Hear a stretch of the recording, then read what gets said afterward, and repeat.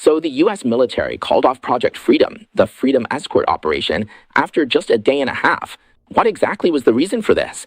This is currently the biggest mystery, and it also raises questions about where the Iran conflict is headed next.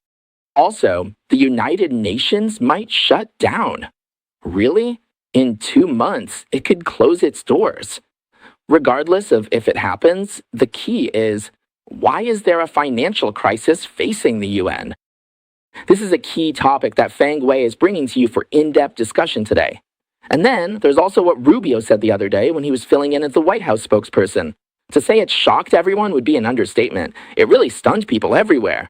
So the presidential demeanor that Rubio displayed is definitely worth discussing today. All right, and of course there are plenty of other news stories as well. Thanks for tuning in and watching. This is Fang Wei bringing you Good Morning America. Hello to all our YouTube viewers and greetings to listeners of Sound of Hope, Silicon Valley, FM 96.1. Good morning, everyone. All right, thank you all for tuning in to Fang Wei Time every day. If this is your first time visiting the channel, please consider subscribing and hitting the little bell next to it so that every morning your friend here can help you see the world clearly first thing in the day. All right, so let's talk about this. Why did Trump halt Project Freedom just 2 days after it started? Right now, it looks like there are 4 possible reasons. There have never been so many reasons before, but today I want to break them down for you in detail because there's a story behind each one. They're all related news stories. Before we get into these 4 reasons, let's first talk about the biggest move the U.S. has made on the blockade line outside the Strait of Hormuz. On Wednesday, U.S. Central Command announced that U.S. forces in the Gulf of Oman had taken action against an oil tanker flying the Iranian flag. They took a special action against this tanker, which is called the Hasna. It was sailing in international waters, apparently trying to enter an Iranian port inside the Strait of Hormuz, but the U.S. military told them, you're not allowed to move. They weren't allowed in. No one could go in or out. But the ship ignored the warnings, kept getting warned multiple times, and still tried to force its way in. We all know these tankers are massive, weighing anywhere from 100,000 to 200,000 tons, so they're incredibly heavy. There's just no way to stop them. So what could they do?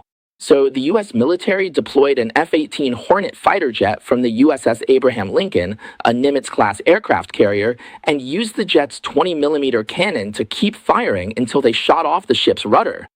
As a result, the ship lost its ability to navigate and could only wait to be towed away or just drift at sea. Of course, in the end, it was towed away. This ship was clearly an empty cruise ship since it was heading to Iran to load oil. The U.S. side pointed out that this operation was carried out to enforce the blockade measures on Iranian ports. And President Trump said yesterday that our blockade is like a wall of steel. No one can get through it. Now, going back to what we were talking about, this operation called Project Freedom, which was carried out for a day and a half, why did it stop? There are 4 possible reasons, and I already discussed the first 2 with everyone yesterday. The first reason, could it be that the losses were too great and the difficulty too high? Because in fact, within 2 days, 4 commercial ships were attacked. There's one news item I want to highlight for everyone. According to China's Kexin media, on May 4th, a large Chinese cruise ship was just outside the port of Ajman in the UAE, at the entrance to the Strait of Hormuz. It was attacked by Iran, and when it was hit, the ship was clearly marked as having a Chinese owner and Chinese crew.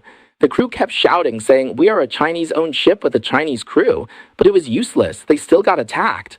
So now, among the 70 Chinese ships in the Persian Gulf, it's all the same. They still get choked off and trapped inside. So even though Iran is claimed by the CCP to be its ally, or maybe they want to act like Iran's big brother behind the scenes, Iran still attacks the so-called big brother ships, right? So within just 2 days, 4 commercial ships were indeed attacked. They belong to the UAE, France, South Korea, and China. So in this situation, the question is whether the cost and risk of providing escort protection is just too high and too difficult. Right now, we know that none of the American military equipment, ships, or planes have been damaged at all. But is it just too hard to build such a protective shield? Let's leave it to our viewers to judge for themselves. Second, as Trump tweeted, since negotiations are nearly finished, there's no need for escort protection now. If the upcoming talks succeed, why go through all that hassle? Yesterday, when Trump was interviewed by the American public television website PBS, he said, I think there's a very good chance of reaching an agreement again. If we can finalize the deal before next week, that would be ideal, but it's not a requirement. Then Trump said, if they agree, then that's the end of it. If they don't agree, then we'll name our price. So what exactly is the agreement? Well, according to the Wall Street Journal, there was a recent report that I think is pretty reliable. It says that Trump has already proposed a new framework for a nuclear deal to Iran, and if Tehran accepts, a detailed 30-day negotiation process would begin immediately. In other words, if you accept the principles, we can postpone things for 30 days to negotiate and then see what comes out of it. Now, here are the core red lines for the US. Let me read them out for everyone. First, Iran must guarantee that it will not pursue nuclear weapons. Second, Iran must completely dismantle the nuclear facilities at 3 sites, that is, the 3 places that were bombed last June, and completely ban all underground nuclear activities. Third, Iran must allow inspections at any time and impose penalties for violations. As for uranium enrichment activities, there will be a 20-year ban. Previously, it was a permanent ban, but now it's a 20-year ban. Iran wants 15 years, but the US says 20. So this essentially gives Israel 20 years of peace, a 20-year guarantee of survival. Next, the 6th point is to hand over all existing stockpiles of enriched uranium. The 7th is to reopen the Strait of Hormuz and to ease the blockade in sync with the United States. The 8th is sanctions relief, which will be based on performance or transaction-based measures. For every step you take, we ease a little. For every action you complete, we ease a little more. It's not about relaxing sanctions in advance.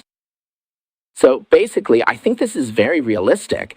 If someone were to ask me whether what I just read could be Trump's bottom line, I think it's very likely. After all, Trump is waging this fight because of nuclear weapons, so the issue is really about nuclear weapons. Stopping enrichment, even for 20 years, is Trump's red line. Iran's stance is, first, stop the war and withdraw.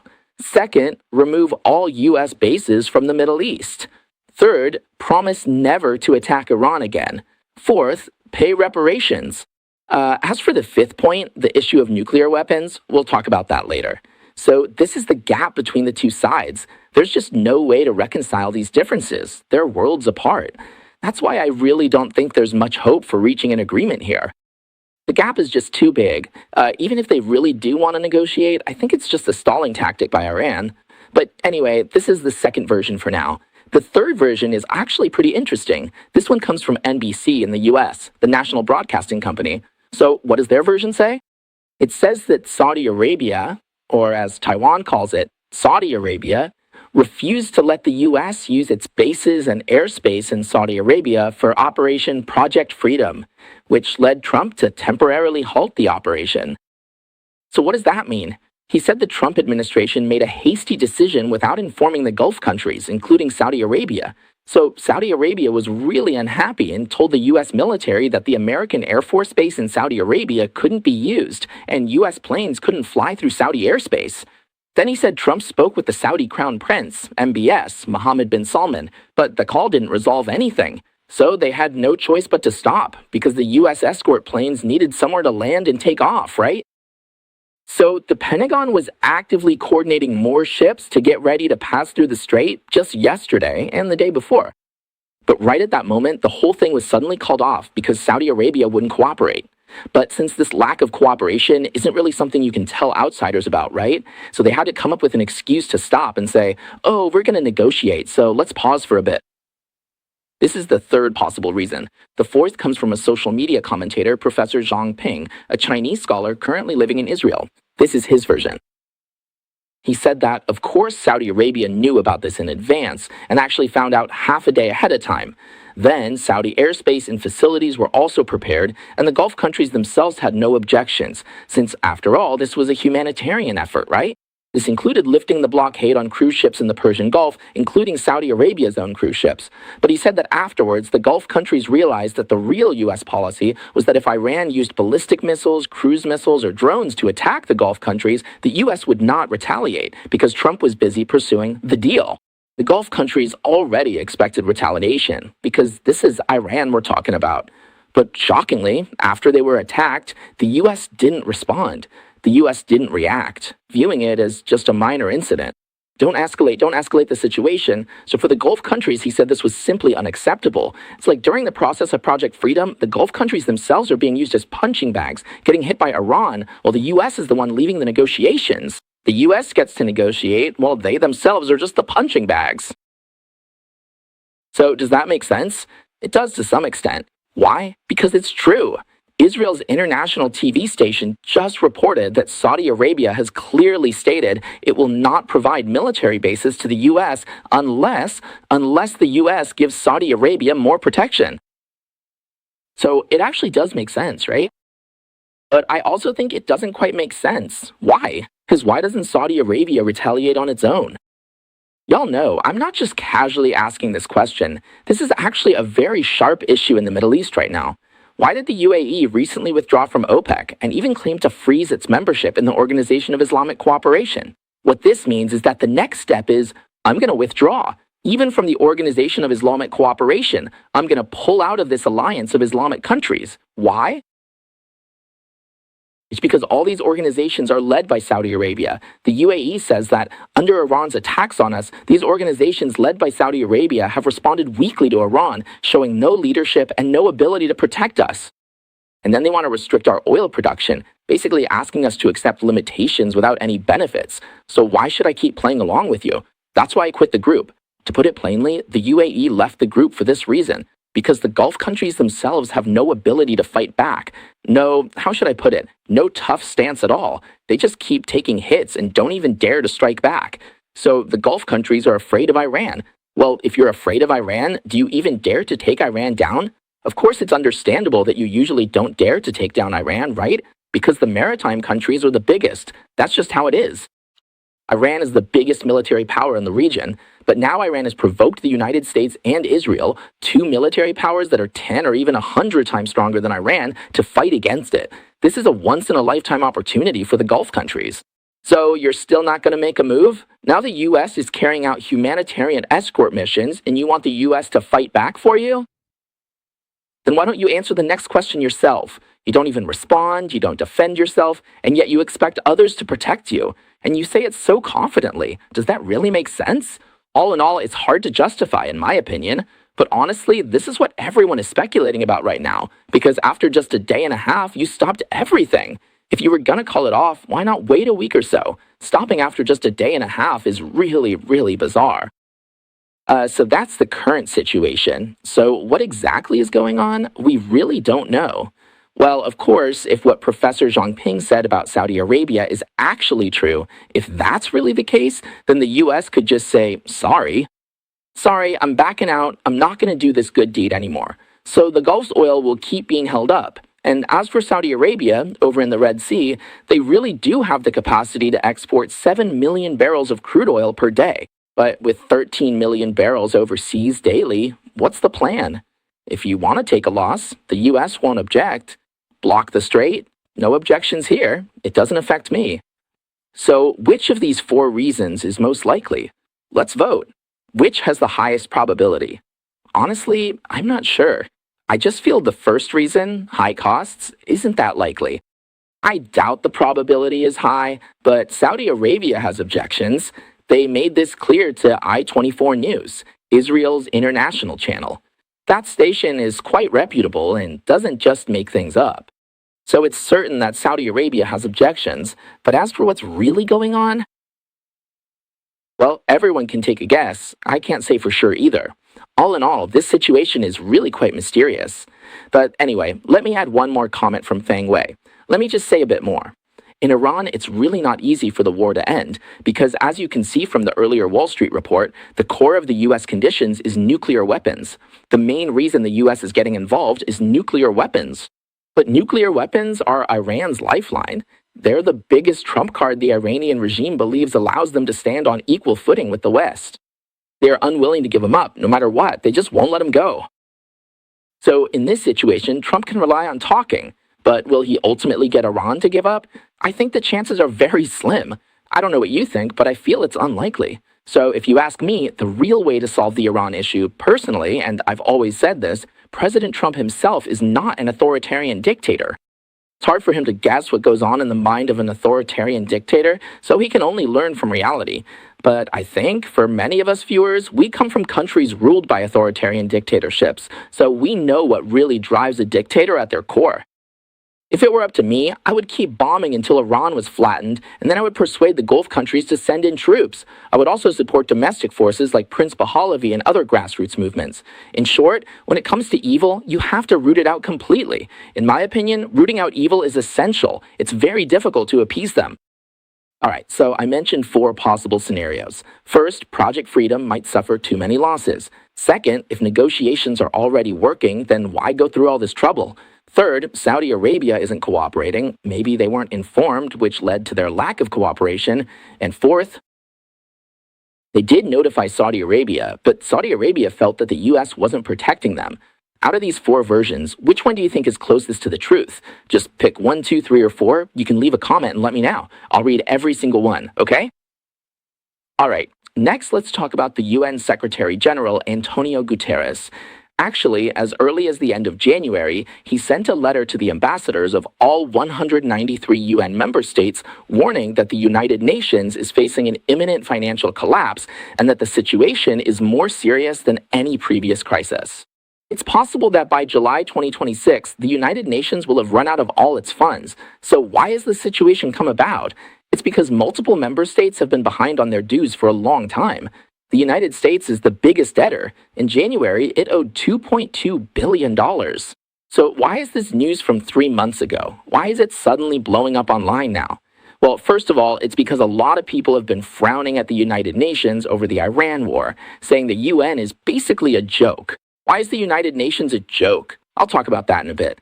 Also, when they said back then that the warning about running out of money would happen before July, well, that's basically right around the corner. It's May now, so what does before July mean? It means June, doesn't it? So on top of that, the situation hasn't improved at all. So it really looks like the United Nations is about to shut down. That's why this issue has once again become a hot topic in the news.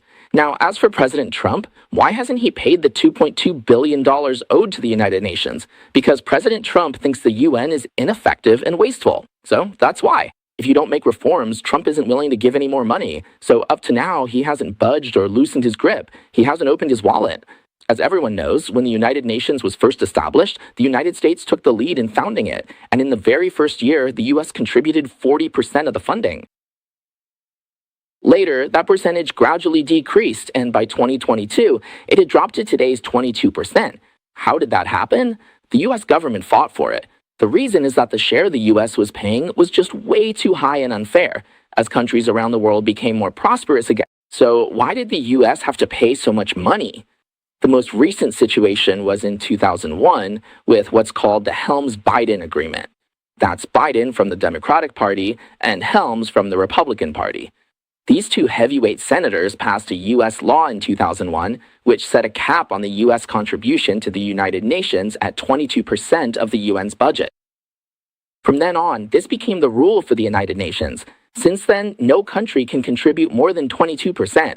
Today, China contributes 20%. So, what does that mean?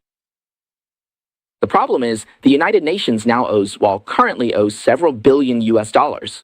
The UN owes $1.6 billion plus $2 billion for peacekeeping, totaling $4 billion in debt. For 200 countries, what's $4 billion? It's just a drop in the bucket, barely anything at all.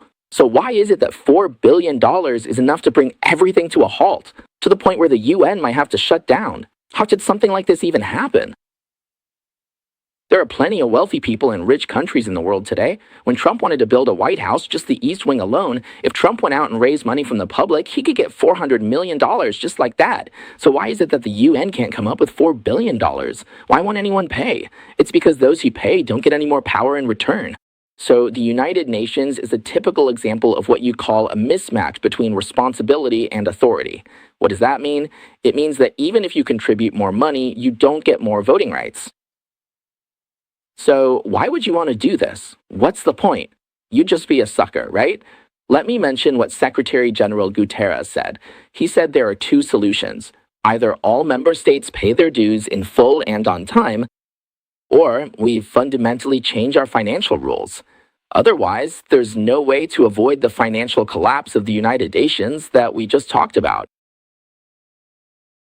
So what should I do? Why can't he get the money now? Because those who pay more don't have any real influence. What's the point of paying more? Does it actually do anything, right? So this mismatch between responsibility and authority is a classic management problem.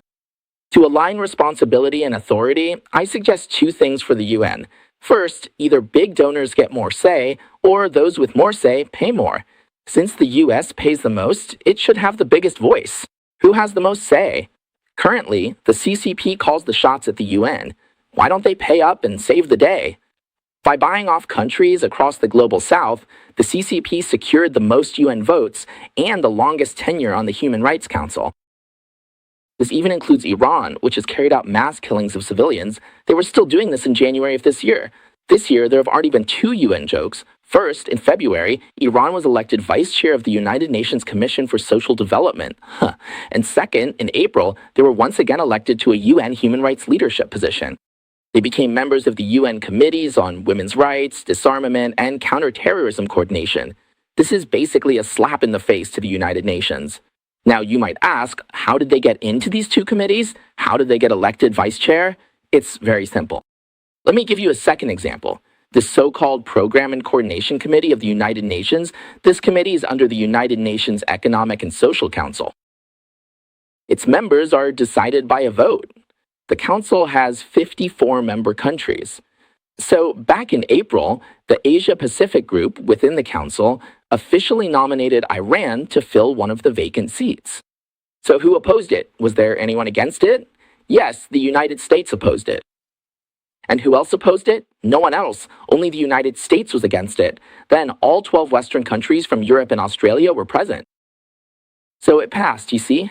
First, opposing it was useless. It was just one vote. Second, why did all the Western countries abstain? Why did the West all abstain? First, they didn't want to offend anyone, whether it was Iran or the Asia-Pacific countries or the nominating countries. Who knows, really? The key point is you know? Even if you don't abstain and you vote against it, it still doesn't matter. Because the 12 votes from the West plus 1 from the US make 13 votes, right? There are still 41 votes left, and 41 votes are enough to pass it, so your efforts are completely useless. Why bother? That's why they didn't even have the interest to keep blocking it, or even to vote against it. They just abstained directly. So you see, because stopping it is pointless, you can't block it when it's one country, one vote. So isn't the UN just a useless organization where everything is decided by a head count? That's exactly how Taiwan was kicked out of the UN, just by counting heads. And Israel, too, has become the country most condemned by the UN, all because of headcount voting. Israel's UN status is debated. Regarding human rights, China repeatedly wins council seats through mutual voting.